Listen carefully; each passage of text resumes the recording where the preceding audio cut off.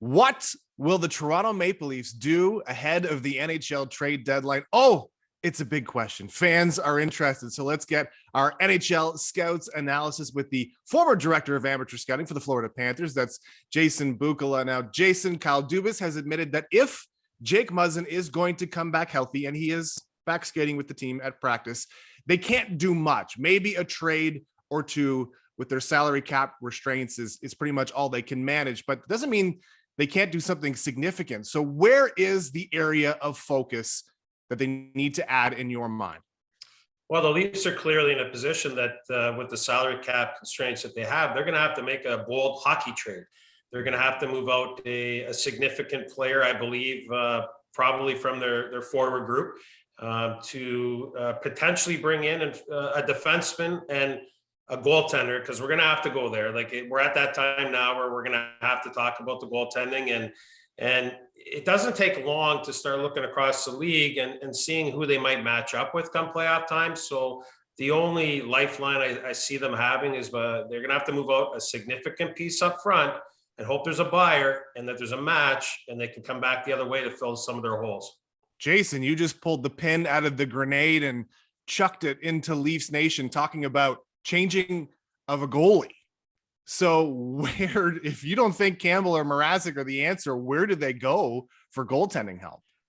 Let me preface it by saying the reason why I believe that. There's a couple of things here that we have to consider. People are overanalyzing the goaltending. And, to a degree, I do feel sorry for, especially Campbell. I mean, this is a solid citizen who is desperate to make a save, and everything that can possibly go wrong is going wrong for this guy right now. Pucks are going in, opponents' rear ends and different things. So we have to back up and also look at the unit in front of them and the type of structure that they play with in their zone and the commitment. Having said all that, the bottom line is they need saves. And there are a couple of veteran guys that are floating around out there in potential trade scenarios.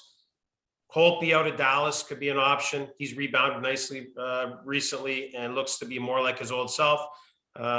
And then he's got the most acquirable AAV at $2 million. So there might be some flexibility there in a trade scenario. When we get into other goalies, though, that they might have to target, the Varlamovs of the world, for example, we're talking about a $5 million AAV. Something significant is going to have to go out the door for that to walk in. And now we're talking a significant hockey trade with significant salary changing hands, and it gets more and more difficult. They need better structure in their zone, but they need saves. And I think that they're going to have to aggressively shop for a goaltender. Wow. Now that is certainly saying something, certainly for Jack Campbell, who was an NHL All-Star not too long ago. But yeah, things certainly have gone south in the net for the Leafs. Now, if a goaltending trade isn't what they want to do and they want to stick it out with Campbell and Mrazek, let's focus on the defense. A guy by the name of Mark Giordano was at Scotiabank Arena last night with the Seattle Kraken. Would they target him, and what kind of fit would Giordano be? Giordano's going to be a fantastic fit for anybody that acquires him. He's going to be able to play top 4 minutes, and he's going to be able to calm the unit down, like the group down, leadership, in-game play with the puck, off the puck, be able to play on your power play, your penalty kill. This is a utility guy that you can use in a variety of roles, and he's also a proven leader. So if they were able to acquire someone like Giordano, he's immediately going to, jump right into their top 4. For me, he's going to be their number 3 right off the bat. And that's saying something at 38 years old for him and the type of quality he brings. It also says something about the state of the back end right now in Toronto. There's some holes that they need to plug. And they need to get more consistent efforts and results from a core group on the back end somehow, and immediately. Now, Giordano is certainly an option. Now, what if Dubas wants to swing bigger? Maybe someone, you talked about a substantial hockey trade as a possibility. What about a Jacob Chikrin or a Josh Manson? Are those realistic targets for the Leafs?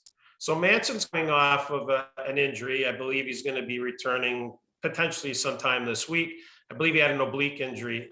That's something to monitor, and they'll get the medical back on that. But I believe he's going to be good to go. That would be a fantastic fit for the Leafs. I mean, this is a guy who's going to be able to play the game a variety of ways, transport the puck, skates well. He's got a physical edge. He's got an element that way. He's a battler, right? He battles. He's got that in his blood. He comes by that, honestly, as we all know.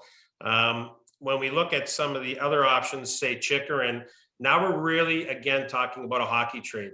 I believe that at this stage, depending on the appetite on the other end, you start to look at guys who we might be able to move out to bring somebody in. And my target or my name in that scenario is Nylander up front, and involving Chikrin coming back, having a little bit more cap flexibility on top of that. And then you go for an underbelly guy. There's a bunch of underbelly guys that are kind of floating around out there that are on the 1.7 range, you know, on the back end, that you try and spend that money there.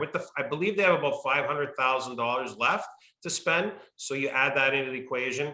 Before you know it, you might be looking at a Chikrin and then a secondary defender, like a Holden out of Ottawa, for example, and the entire unit starts to look a lot different.